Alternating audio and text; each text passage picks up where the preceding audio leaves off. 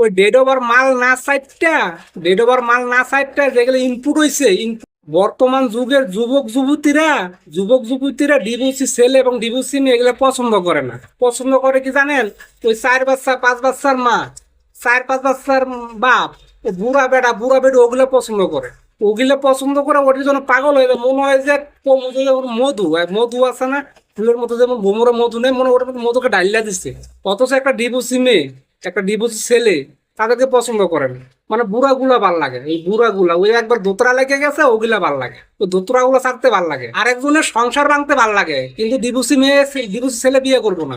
এই যে মেয়েরা বুড়া বুড়া বেড়া পছন্দ করে, মানে সংসার আছে, মানে ওই বুড়া বেড়া সংসারটা কেমন ভাঙবো ওই চিন্তা ভাবনা করে। আর এই ছেলেরা খালি বুড়া বুড়া বেডি করে পছন্দ করে।